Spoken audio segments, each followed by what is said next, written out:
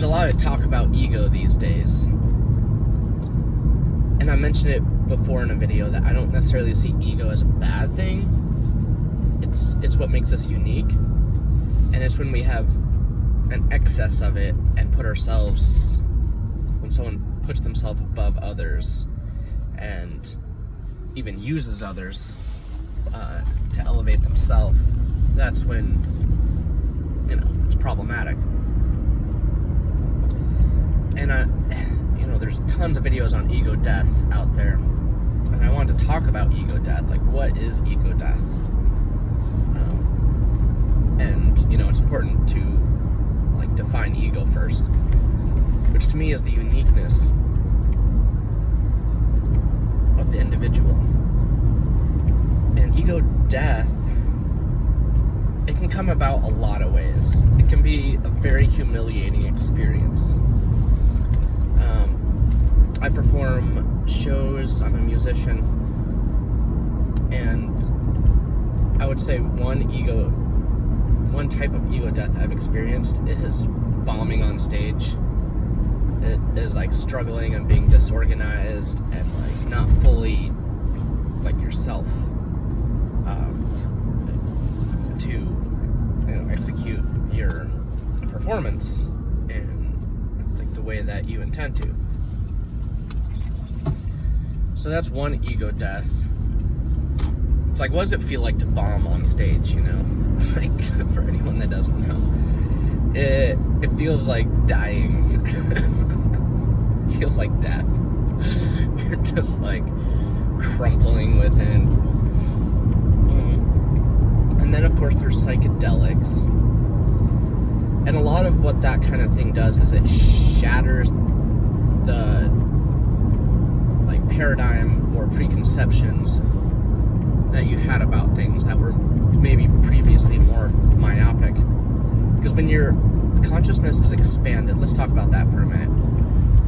When consciousness is expanded, it really changes things. And every second becomes so much more. It's like time dilates. And that's part of how I define it. So, yeah, it's just very interesting how consciousness works. And I've spent my life trying to understand it, or at least have more consciousness about consciousness. Because I've always found it so fascinating from the time I was, I can remember. I had so many questions. And many of them no one could answer, or would just have some kind of trite reply, some pithy thing, I don't know. But there's quite a few things that can cause ego death here. And it's one is failure or bombing. Also psychedelics, because they take you through the dark night of the soul. This is if you do enough of them and you do it right, in silent darkness, like meditation. And if you struggle to meditate, that will it'll kind of override, it'll force you into it. You won't have a choice. You made your choice when you took that, and then you just have to go through it, and it will take you through. For me, it's the pattern is it'll take me through almost this purging of build up and negativity or whatever that's built up in me, and that will come forth, and it's detritus. It's almost like a mini version of being born again. A renewed sense of your own essence and yourself comes forth, and some kind of phenomenon happens where you're renewed in your consciousness. I mean, it can be disturbing because this world is disturbing. But it really helps with things like death, with things like unacceptable truths. It helps you come to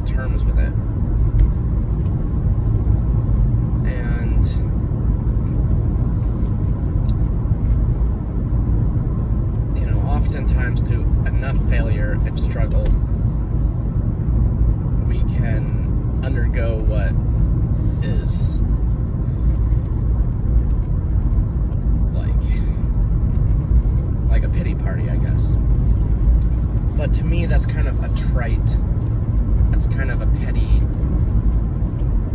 like reductionist, disingenuous way to describe a pity party.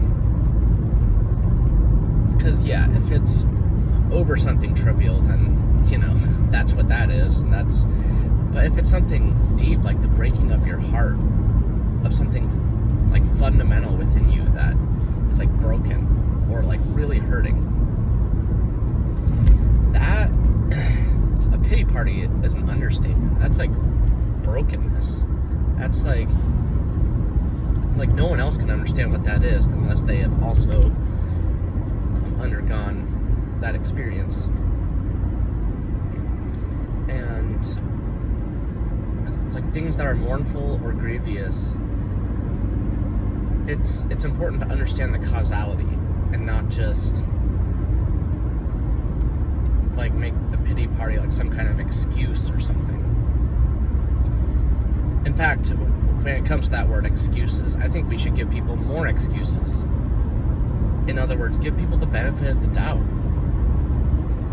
In traffic, in just like daily interactions with people and frustrations, it's like communications and all that stuff.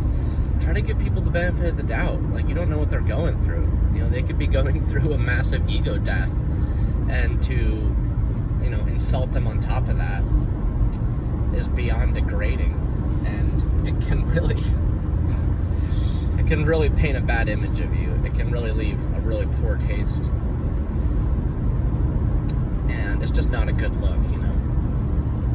It's like to ridicule people and insult them because they might be going through a pity party. Now, if it's over something materialistic and like petty, I mean, there's that.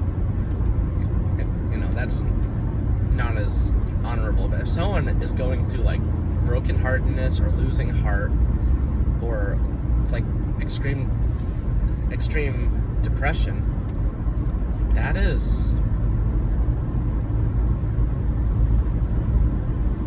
that's fundamental.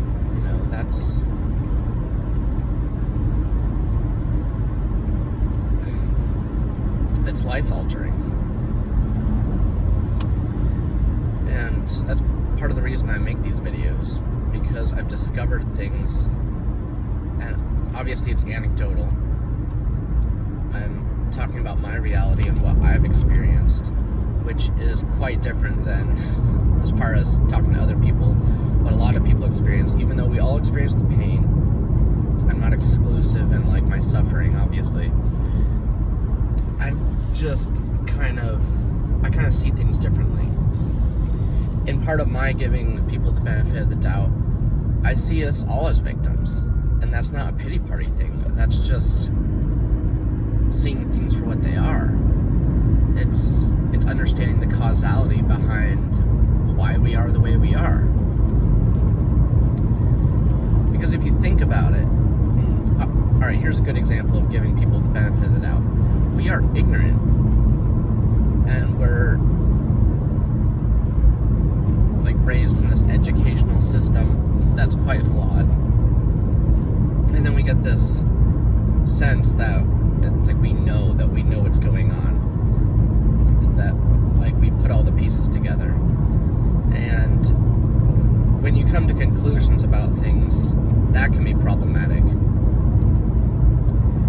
I mean, I've come to the conclusions I've come to, but it's not conclusive. It's like there isn't closure, like with any of this stuff, It's still an ongoing investigation of this experiment that's happening to us down here. So I try not to give away my faith. I've talked about before how, with my experience, giving away my faith to a belief is to give away your power to it, and then that belief dictates your narrative, or it can have big implications with your narrative subsequently. And we are born in ignorance. This is all we know, except for those few people who have their own experiences with pre-birth memories, which which I find fascinating, but I'm myself don't have any of that, at least currently.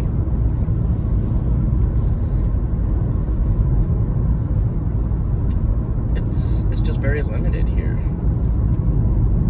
And I'm doing my best to bring heaven into this quasi-hell realm, because we have that capability, and I found that to be the best thing I can do. And the people around me who inspire me, it's the same thing. And it's a beautiful thing, that we can be so resilient as to keep creating and doing the good we do in spite of what feels like a very disrespectful travesty that happens to us. So a lot of things that happen to us are rude. You might be having sparks flying, or a very special conversation, and it predictably gets interrupted or disrupted by something, and it's just that kind of thing is so frustrating. I'm it's so rare to find something special, and then something rude just comes in and fucks it all up. We've all experienced this kind of thing, and it's from that happening enough times, it's just predictable. It's predictable. The archons, the demons here, they have no new moves. They just do the same thing. They don't evolve. We evolve. In our tiny little lifetimes, we've evolved more than the overlords of this realm that control things and keep things going the way they are, as far as people taking advantage of each other and all the heinous things that happen here. So that's my bit for today.